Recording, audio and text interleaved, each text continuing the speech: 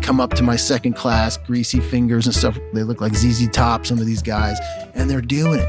But they all came in and be like, oh, I don't know, dude, I can't touch my toes. They can't even sit cross-legged because their hips are so tight. So I'm in there trying to shove blankets under them, this type of stuff. But I tell them, like, it's not about touching your toes. That's not the goal. You have to reframe that, think about lengthening. Can I get more length out of my spine? Can I stand up a little taller? Can I just take a few breaths? Just use this hour as a chance, particularly when I teach guys. Can I just use this hour as an opportunity not to think about my to-do list, honey-do list, whatever things are coming at you during the day, and just let that go and just take an hour for yourself. Take 30 minutes for yourself. Welcome to Guys Talking Yoga, a podcast created to help men get into the practice of yoga by sharing the stories and paths of other guys. I'm your host, Derek Vanderwalker, and today's guest is Larry Millburn. Larry is an award-winning filmmaker who has been involved as a producer and editor with both film and commercial production studios. He's also worked with some major ad agencies and brands over the past 3 decades. In this conversation, Larry shares his long path with yoga, beginning in his early 20s as a young actor and musician, and how he later reconnected with the practice in 2005 when he needed to fill a void in his life. Eventually, this curiosity and this path led him to become a deeply committed and passionate yoga teacher at a studio in Connecticut. So Larry and I hit a number of topics: yoga as a means to address bad habits, stuck relationships, aging bodies, and the reckoning poses, as Larry likes to call them, that help you face some of those challenges. My yoga journey goes back to 1994, 95, something like that. I had just recently moved out to Los Angeles and didn't know anything about yoga. Now, I say that I didn't know anything about yoga, but later on in these years, as my yoga journeys continued, I realized that there were seeds of yoga planted in my athletics that I didn't realize was yoga, which I'll just shine a light on in a second. But I basically moved out there. I was a young actor at the time, actor-musician, and had always 3-letter varsity athlete in high school and did a little bit in college, not too much, but skiing, football, track and field, swimming, stuff like that. And grew up with flat feet, which always hurt my back, and things always just kind of hurt, never felt right. Had a bad injury my senior year of high school playing football, tore my Achilles, had to come back from that. And just there was just always a couple of things kind of going on. So I get to Los Angeles and signed up for a gym membership somewhere, right? And just dumping money into that. And that was my frame of reference. Like, you go to the gym, you spend time in the gym and all that kind of thing. And so that's what my friends did growing up and playing sports. So in Los Angeles, in an area called Hancock Park, there was a studio called the Center for Yoga. And I think I walked by it one day and there's a long staircase that goes up. And I was like, what's up in this joint? So I go up there. It's a quiet afternoon. There's 2 women standing at the desk. And I started, hey, I've never done yoga. I don't even know what this is, but I got to find something because my body hurts. And man, sometimes I just want to get out of my body. And this woman, who later I would find out was the studio owner, said, no. She looked at me. She was like, no, you need to get into your body. And I was like, whoa, that's super crazy, So I went. In 95, 96, I went a few times, several times. I don't even really remember, but I remember my first couple of down dogs and all of the stuff that sort of came up, those sort of holy shit moments that you have. Even in class today when I teach, I call certain poses reckoning poses. Pigeon pose is one. A down dog can be a reckoning pose for people. And I think everyone finds their own little reckoning pose. And I say that because for me, a reckoning pose is something that brings up maybe your physicality, emotions, things in your life that you have to sort of face, right? And so at that time, 21, 22, it was bad habits. It was bad eating habits, bad physical habits, bad drinking habits, whatever it was. And these poses would bring those things out. Now, also, it's Los Angeles in the mid-90s, and there are gorgeous people in class and men and women, and there's 40 people in a room that should hold 20. And so part of it is you're kind of looking around like, who are these people? And they're all half naked. And my head's bopping all around. I couldn't focus. It was just like totally crazy. But then slowly I kind of got into it and I drifted in and out. Literally for 10 or 15 years, they had a deal that was $99 unlimited a month. So I just paid that on top of my gym membership and I dropped in whenever I could. And my best friends out there, who was actually my best friend growing up from back here, moved out there. He played football for Ithaca, super jock, more of the jock than I was. He gave me a hard time all the time. What do you mean yoga? All you're doing is stretching. That's not hard. Busting my balls all the time. So I would be like, well, why don't you come and try it? Because I'm barely keeping up in there. And then it just kind of came and went. It didn't really take hold until about 2005-ish, I would say. I had been dealing with some on and off atrial fibrillation, AFib, which is an arrhythmia of the heart, which I'd only had at that point maybe 3 or 4 episodes from the time I was 22 till 2005. And I was also going through kind of a breakup with somebody. And sort of while we were trying to figure that out, we said, hey, let's try this yoga thing over at Center for Yoga. She lived closer to it than I did. And we would go to this 6 o'clock in the morning class. And there was something about coming out at 7 a.m., having done some things, right? Whether that's a solid pose, a headstand against the wall, or a handstand against the wall. I came out and I felt strong. I felt good. I felt like I'd accomplished things. And so as this person and I started breaking up, I started going and it started to fill a void. But because it was so cheap, they had this deal, I was trying every class. I would jump into classes probably, levels higher. And at that time, they had them leveled out. So you could see like, this is a level 1 and they'd give you a description, level 2, whatever, or a level 1, 2. So I would try. I tried the Iyengar class. I don't think they offered Kundalini at the time, but I just tried every Hatha Yoga and Vinyasa Flow and Vini Flow and all these different things. Every different teacher I could go to, basics class, whatever. So that within 2 years, I was going every day, sometimes twice a day, and I had my routine. By the end, before I moved from Los Angeles, 2008, I was going every day. I'd wake up, ride my bike to class, come back, shower up, and get to my desk to start editing. I was in the film world at that time, and I'd edit for the day. And I remember sitting there editing and still just feeling my body, being like, man, that was so awesome this morning that I did X. I remember my first handstand against the wall. Tell us a little bit about what that experience was like. Oh my God, I'm doing this. There's that thing, Derek. I know you know this. I know your listeners and your previous guests know this, but there's that point when your mind settles down in a yoga pose. And I've been using this recently in my classes. When you get comfortable being uncomfortable and you finally figure out how to shut things down and quiet them, and you're in something that requires some physical strength, right? Could be half moon pose. It could be crow pose, headstand, right? Any of those things where you really breathe deeply and you just summon all of that stuff up in your body and you're able to pull it off. Yeah. And you've been studying with somebody, let's say, and at that time there was a guy named Stephen Friedman whose classes I took a lot. And I think it was in his class with him where he was like, oh man, you got it. And I was like, I fucking got it. And I couldn't wait to go back and do it again and see like what more I could do. There's an aspect of working on some of these poses that's quite physical, no doubt. But a lot of it, almost all of it, is really about technique. Yeah. And some of that technique comes from practicing little components of the pose first, like preparing your shoulders, preparing your wrists, your back. But also there's that developing the sense of how you feel and know what you feel. Like, can you really move from this spot into that spot in a safe way where you're in control, where you're not just like trying to leap across some creek you're trying to jump over. In yoga, a lot of times I feel like, or certain poses, you kind of want to just jump over that creek really quickly because you feel like, well, if I can just get to that place, my momentum's going to put me there. Right. And that's where the risk and the injury can happen.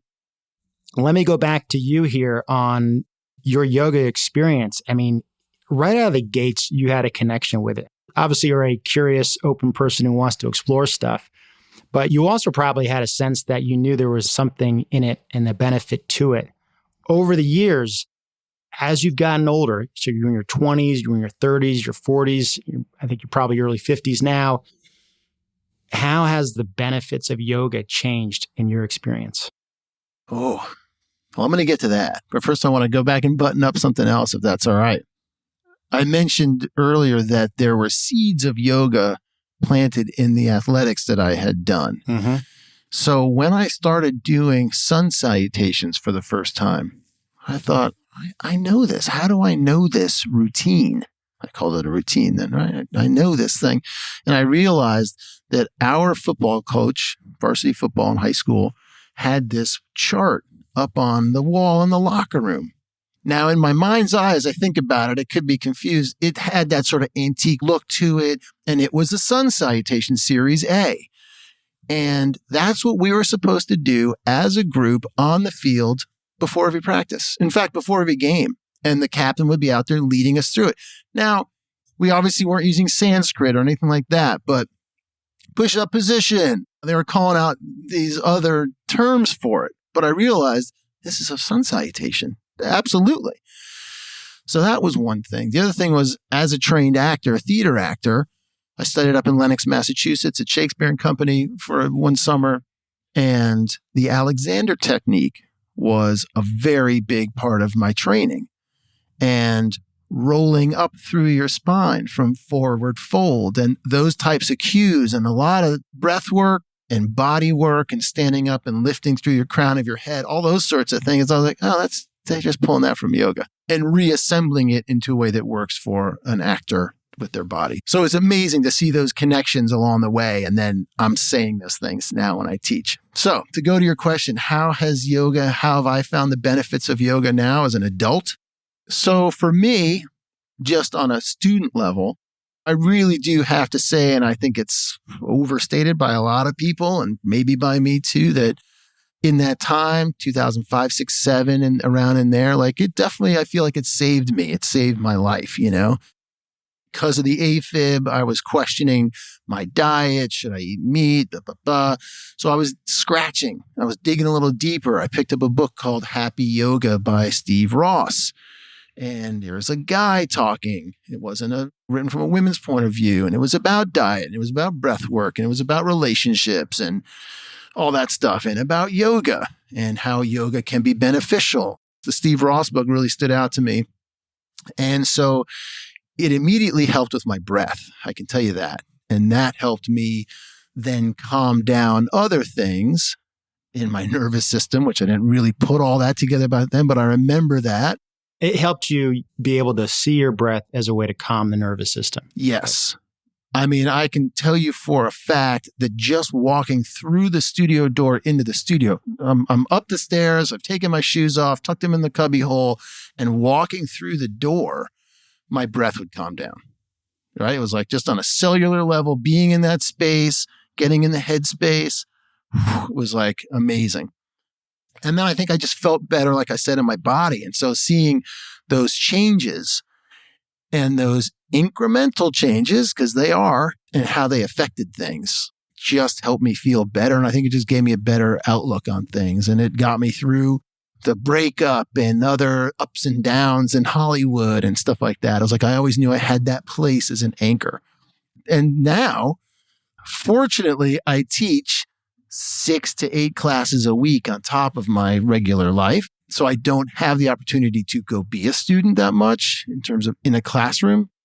So basically, you're busy like a lot of us. It's hard to find time to do some things in our life that we know we should be doing. Yeah. How do you find time now in your schedule to get enough yoga in to keep taking care of what Larry needs to take care of day after day after day? So like how a lot of people struggle with the word success and what that means and how that definition is different and changes for a lot of people, my idea of what a yoga practice is and could be has changed a lot over the years, particularly the last 2 or 3 years as I've started to be a yoga teacher and balance everything else. Because as you mentioned, I'm a filmmaker, I'm a podcast producer, I have my own show, I produce another client's podcast, and then I'm a father and a husband and a son and all that kind of stuff. So my mentor and then another yoga teacher up here who I'm close with really tried to instill in me that your yoga practice is about quality rather than quantity. And as I've tried to personally embrace that, I then spit that back out in class. And so a lot of times for people in class, I'll take them through some easy warm-up thing. And I look at the clock and I say, folks, we've done that for 15 minutes. Could that be enough for your personal practice at home? Maybe it is. It's not today, though, because we're going to go another 45. So buckle up, right?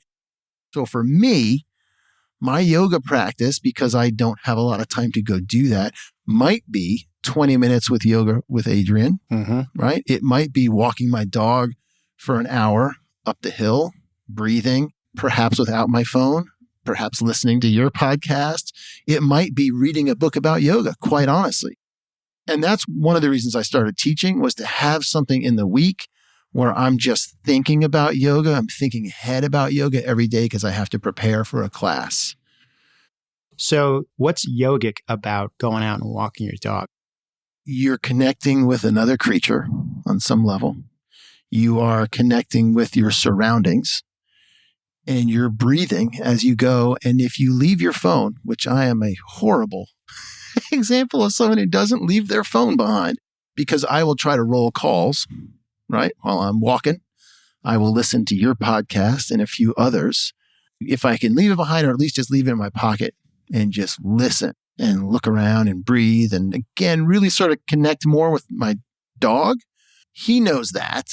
And I know that. And it's just the time to and maybe I'm thinking about yoga, or maybe I'm thinking about something else. Maybe I'm thinking about an edit that I have to make and I get the answer. That's what walking the dog helps me with. That's a great observation about another animal, another living species feels the resonance of what you're putting out there. And I don't mean that in a woo-woo way. I just mean it's literally people know when they're paying attention. You know when somebody's multitasking when you're talking to them on the phone, or somebody's not totally present. He can tell, man. I mean, he looks at me sometimes because the treat bag's at that end of the leash next to my wrist. So he sort of knows and he's looking at me and I'm not really looking down at him. So yeah, the other thing is then you're not available for people, right? And we're always available these days for people and for things and tasks and stuff. We hit on it earlier, and I think it's obviously you are naturally curious. I can appreciate and feel the same way about wanting to know the background and the history and the context for why these things are, learning more about it. So reading about yoga, learning about yoga, which seems really esoteric. I know the first time I read the Yoga Sutras by Patanjali, I remember reading it thinking I have no idea what this is about. But once you are able to get a little bit of a foothold and some context and and a reference, there's a lot to explore there. So for you, what is yogic about reading and learning about yoga?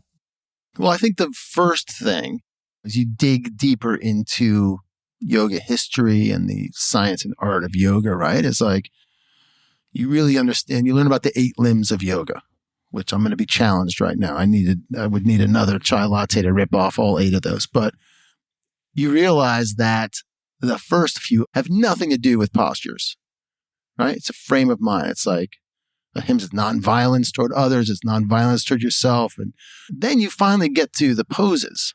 And so in the West, we've just been conditioned to throw on our Lululemon pants and go to class and look cool and try to do headstand or crow or whatever the hell it is.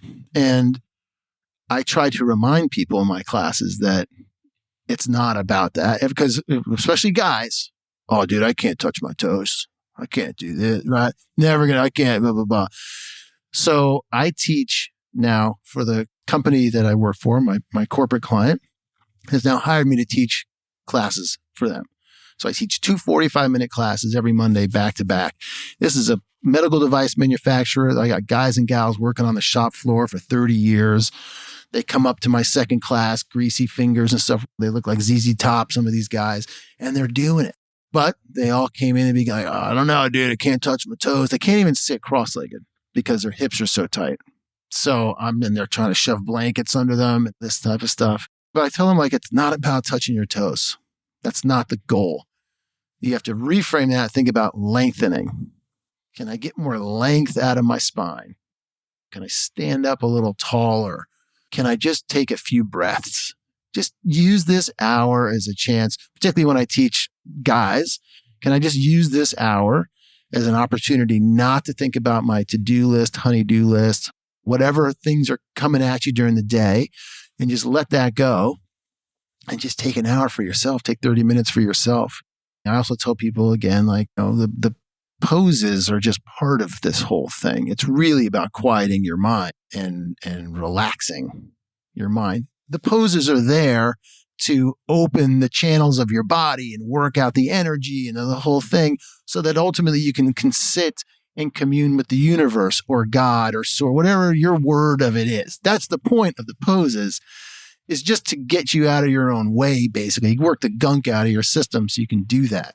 So for me, a long-winded answer, I just learn a bit more. It reinforces things that I've learned along the way. Then I learn some new things, and those get reinforced. There's tons to soak up. I still feel like I'm beginner's mind every time I sink into something new with yoga.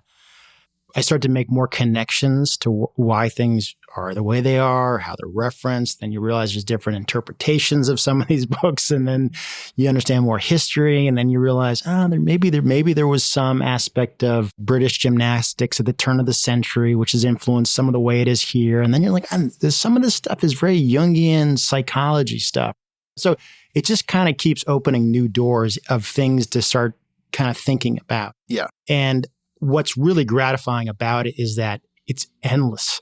And so if you are somebody who is just scratching the surface and you're 31 or you're 49 or you're 60, like, your body may be changing a lot over the years, but your mind and your ability to start seeing the connections really becomes gratifying in a way that there's more than perhaps the perception of what you have of your life in front of you. And that unfolding can just be until the very last breath when you're 104 on your cushion or wherever you are. Like, it's just endless. It's comforting to know there's so much more beyond than what we see or feel.